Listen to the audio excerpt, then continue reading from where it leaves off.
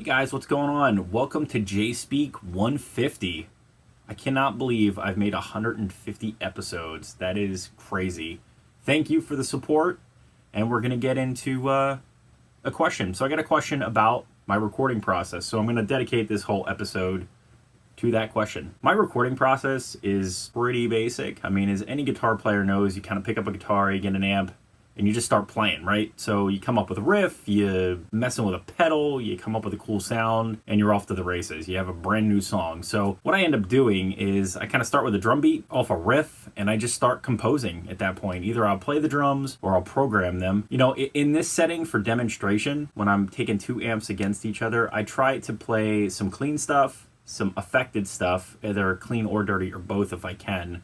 Some palm mutes, let the chord ring kind of stuff. I try to play it like any guitar player would try to play a song, where you get different tones across the spectrum, so you're not just like fixed to one spot. Now I have changed my process over the years, where before I'd want to use the same cabinet, mic the same way, compare two amps. Now I've kind of, if I take an orange against a Mesa, I'll use an orange cab and I'll use a Mesa cab, and I'll kind of go with what the manufacturers kind of designated as far as use this cab, use this speaker. So it's evolved over time. I won't necessarily include all the parts. I'll try to write like a brief solo, and sometimes it's just a lead. It's not meant to showcase my ability by any means. It's meant to give you a different taste of tone. I've also over time kind of adopted, you know, whether it's the same exact setting through all steps, or I do 3 or 4 different settings. And I try to show those during the videos. I end up writing a lot of stuff down in this book.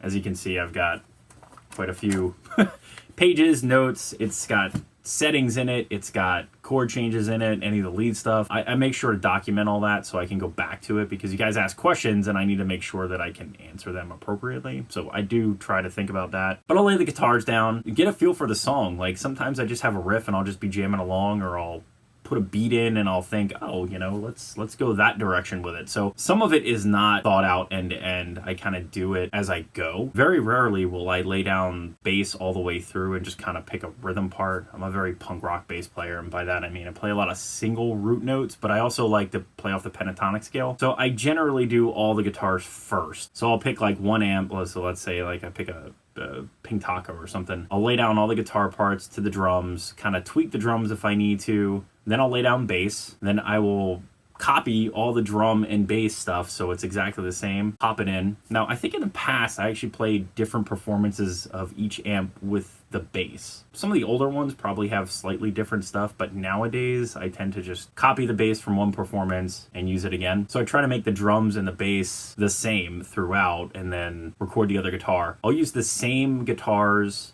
same effects, set the same way, either via the effects loop or up front. I'll try to compare it as equal as I can. I generally do not put an effect in the effects loop on one amp and then up front in another. I think you get a totally different sound. Like one of my favorite sounds is running like modulation effects into an Orange 8030, because there's no effects loop. You have to run it up front and it sounds absolutely bananas.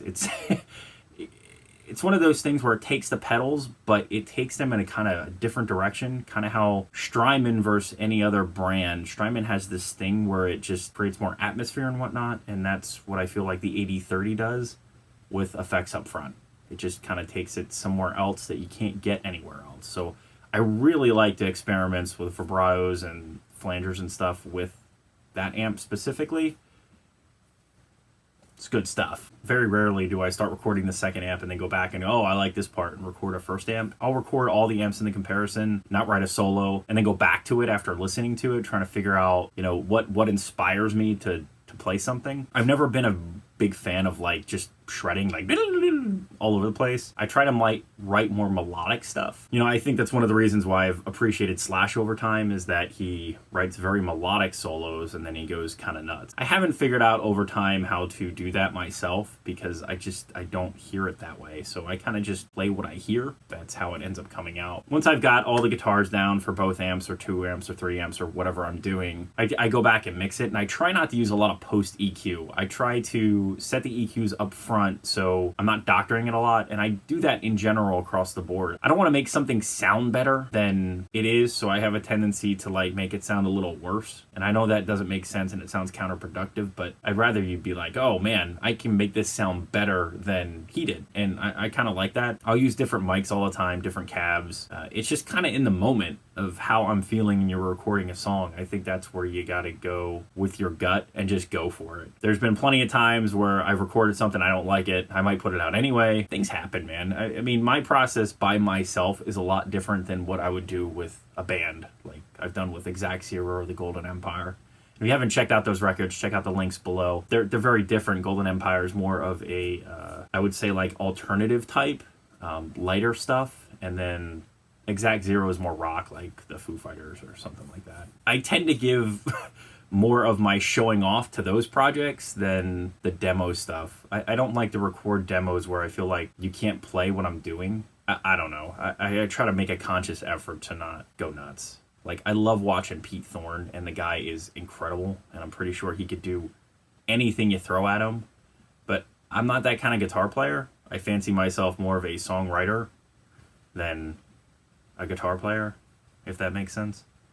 I started the Patreon page to kind of show you how I play some of the original tracks. So I started to build that up. I only have one song up there. We're going to release another one here shortly, but it's a tutorial how to play. I got tabs. I kind of walk you through maybe my thought process for that song in those tones, as well as how to play it. And then you get the isolated tracks too, and separated. So like you just download them to your phone and just listen to like the, you know, the Marshall version or the Orange version or the Black Star version or whatever it is. So I think that's kind of cool. So, you know, check that out if you're interested in that portion of it. And then also just supporting the channel, because every little bit helps. I would tell you that this is a hard game to keep up with financially. So if you like what I do and you want to support, that's awesome. You just watching the videos helps do that. So I appreciate it either way. But yeah, that's kind of a couple different side streets and tandems for my recording process, but that's the general layout. Come up with a riff, start tracking with drums, you know, compose the whole thing, try to get some palm mutes, some cleans, some affected tones, and then just compare a couple different amps. I hope that was helpful. If you'd like me to explain something in more detail, you just let me know. Just put a comment below or message me or whatever. As always, thanks for watching. Remember to check out that Patreon page. Remember to like, share, and subscribe. Many more videos to come. Don't miss one sub.